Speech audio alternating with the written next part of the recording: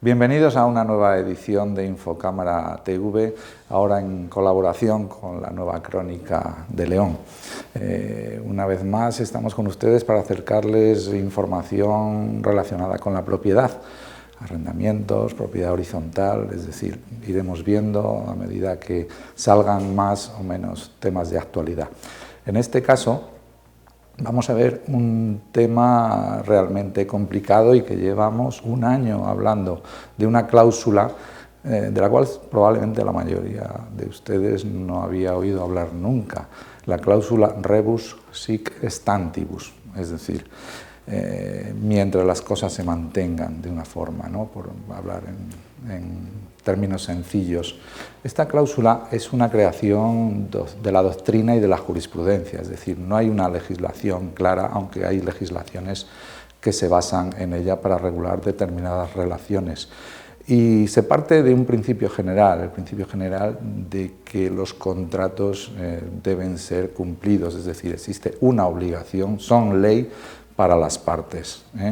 ¿Qué ocurre? Esa fuerza de ley entre las partes puede venir a moderarse o a modularse por la jurisprudencia y para ello se aplica esta cláusula. Esta cláusula surge cuando hay determinados casos extraordinarios, imprevisibles y totalmente ajenos a la voluntad de las partes, en que el contrato, en este caso vamos a hablar sobre todo de contratos de arrendamiento, se convierte en algo inasumible entre las partes, es decir, se ha producido un desequilibrio y a partir de ahí, desde luego a una de las partes le resulta prácticamente imposible o muy difícil el cumplimiento.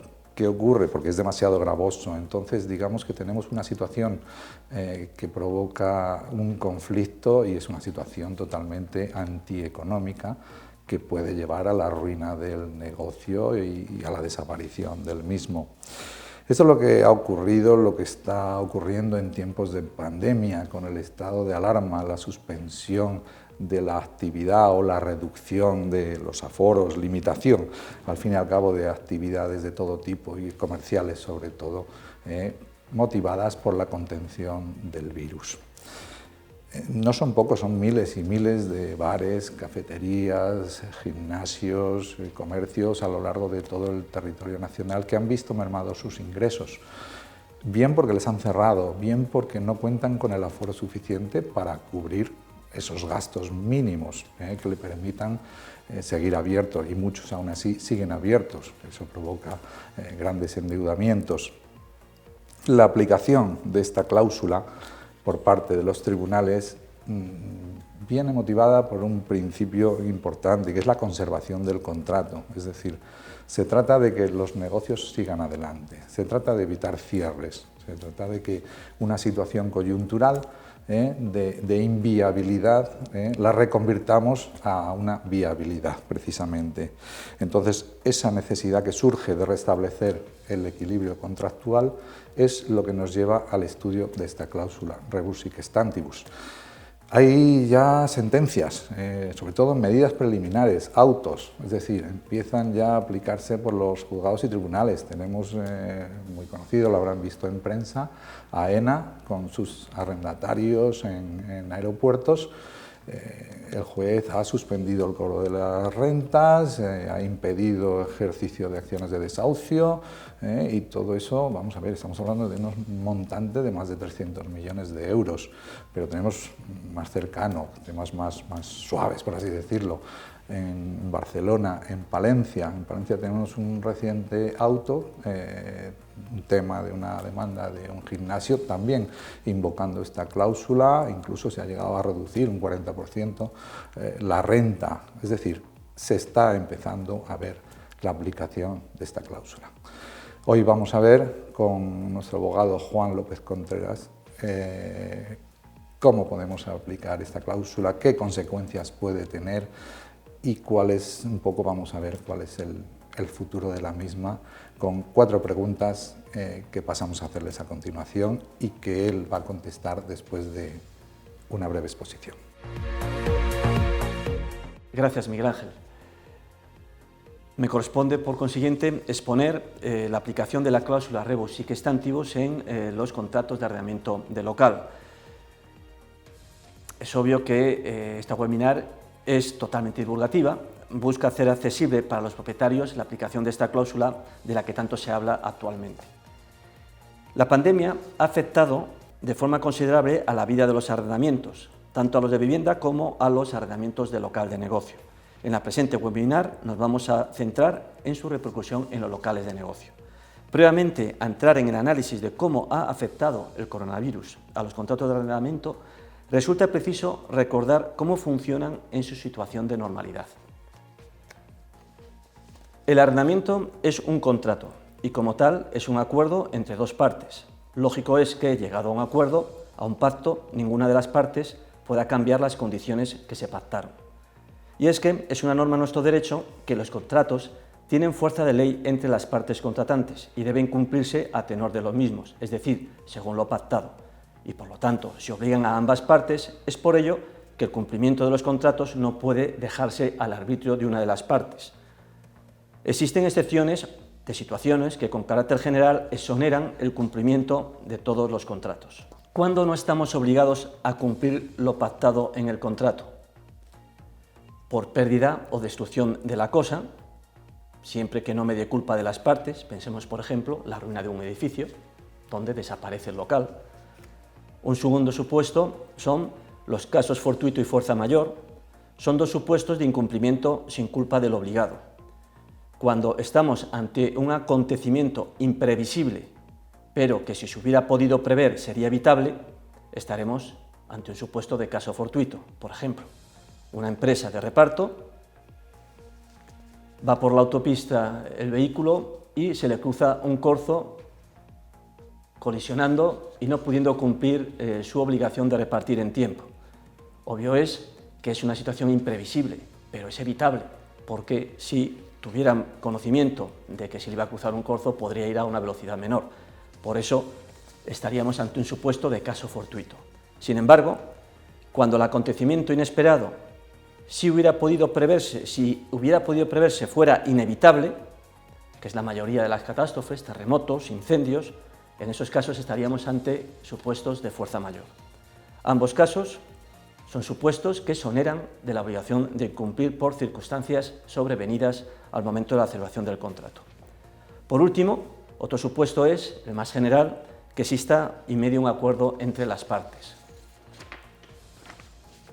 Ahora bien, ¿son aplicables a la pandemia estas excepciones al cumplimiento del contrato? En cuanto a la pérdida de la cosa, con la pandemia no se ha producido la pérdida física del local. Hay quien opina que sí se ha producido una pérdida jurídica en aquellos supuestos de cierre total ordenado por autoridad, si bien es una opinión hoy por hoy muy minoritaria. En cuanto al caso fortuito y fuerza mayor, no se cumple uno de los presupuestos que exige para su aplicación, pues la realidad es que la obligación del arrendatario es pagar la renta y, al tratarse de una deuda pecuniaria, se trata de una obligación genérica, es decir, siempre hay dinero. No es como, por ejemplo, la obligación de entregar la Mona Lisa, que si se destruye no tenemos con qué sustituirlo, pero el dinero es una obligación, la entrega de dinero es una obligación genérica y por lo tanto el arrendatario sí podría cumplir. Por ello, la mayoría de la doctrina desecha esta posibilidad de caso fortuito y fuerza mayor como exoneración del cumplimiento de la obligación del pago de la renta en el caso de la pandemia. Existe, por otro lado, medidas del Gobierno que establecen una protección a los arrendatarios, en algunos casos concretos, en supuestos en que los arrendadores sean grandes tenedores o determinadas empresas públicas, pero exige el cumplimiento de una serie de exigencias a los arrendatarios que suponen que se haya quedado exclusivamente o afecte estas medidas ni siquiera al 5% de los arrendamientos del local. Por ello, precisamente, la mayoría de los supuestos de las relaciones arrendaticias se ha acudido al acuerdo entre las partes para exonerar al arrendatario del cumplimiento de su obligación, bien mediante un aplazamiento de la renta o bien mediante un pacto de reducción de renta parcial, cada uno de los casos según han convenido. Pero ¿qué sucede en aquellos contratos que quedan fuera de las medidas del Gobierno y que no ha habido acuerdo entre las partes? Y aquí es donde acudimos a la llamada cláusula rebus sic stantibus. No está regulada actualmente en nuestro ordenamiento jurídico, aunque existe un proyecto en la Comisión General de Codificación.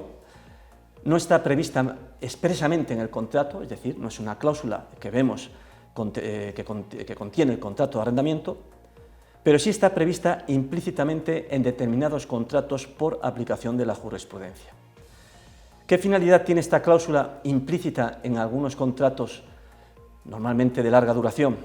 Pues la finalidad es restablecer el equilibrio de las prestaciones de las partes alterado por situaciones extraordinarias o imprevisibles, y todo ello sobre la base de un principio de equidad y buena fe que debe regir todos los contratos. ¿Qué requisitos exige la aplicación de la cláusula rebus sic stantibus? Debe probarse que se ha producido una alteración extraordinaria de las circunstancias, algo que resulta fácil en el caso de la pandemia. Estas circunstancias, este cambio de circunstancias debe ser imprevisible, por lo tanto debe excluirse aquellos riesgos que deriven de la naturaleza y del sentido de la relación obligatoria contemplada en el contrato, es decir, lo que jurídicamente llamamos como riesgo normal, por ejemplo, la competencia. Si alguien le hace competencia un local a otro, pues es un riesgo asumible y por lo tanto no se aplicaría en casos como ese la cláusula rebus sic stantibus. Un tercer requisito es que debe probarse que se ha producido un desequilibrio entre las prestaciones de las partes contratantes y este desequilibrio debe haber producido una excesiva exoneración de las prestaciones a una de las partes. Por último, el que invoque la aplicación de esta cláusula debe carecer de otro mecanismo para remediar y compensar el perjuicio. Por lo tanto, por ejemplo, no será aplicable a aquellos locales arrendatarios que reciban ayudas directas para el alquiler. No es el lugar para desarrollar más el contenido de esta cláusula. Es interesantísima su evolución histórica y su aplicación, cómo ha llegado a la aplicación actual, y por eso invito a todos a acudir a la publicación que ha hecho la Cámara de Propiedad Urbana en su artículo dentro de la pestaña Asesoría, la Cámara responde. Gracias, Juan. Tras esta breve introducción, voy a hacer la primera pregunta. ¿Puede un arrendatario de local dejar de pagar la renta estipulada alegando que es excesiva, habida cuenta de los escasos ingresos que está teniendo como consecuencia de la pandemia? El arrendatario no puede dejar de pagar la renta unilateralmente.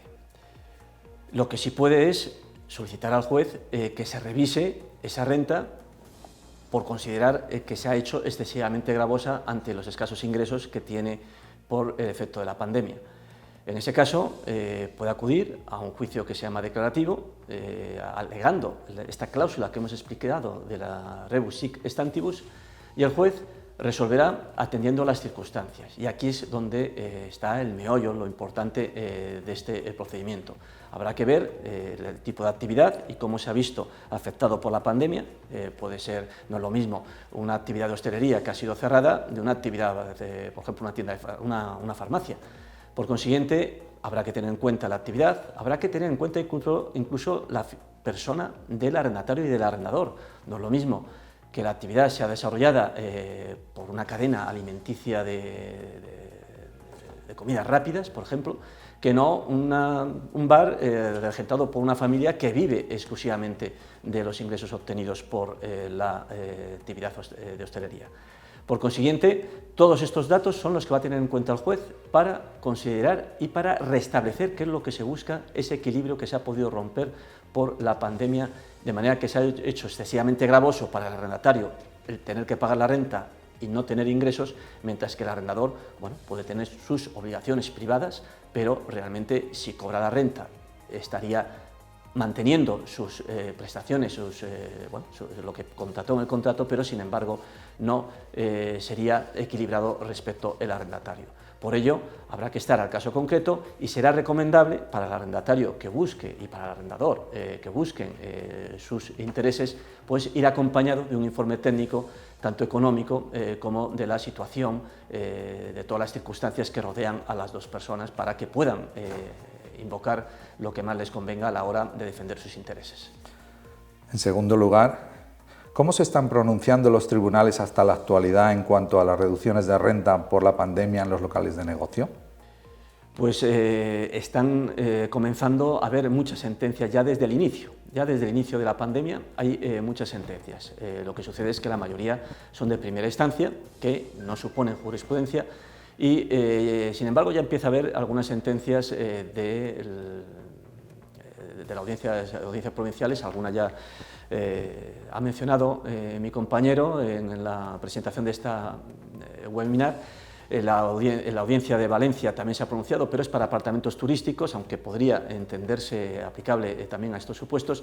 Pero en definitiva, no es mi ánimo aquí aburrir citando sentencias, simplemente diré que la mayoría están abogando por reducir renta. Esta reducción de la renta,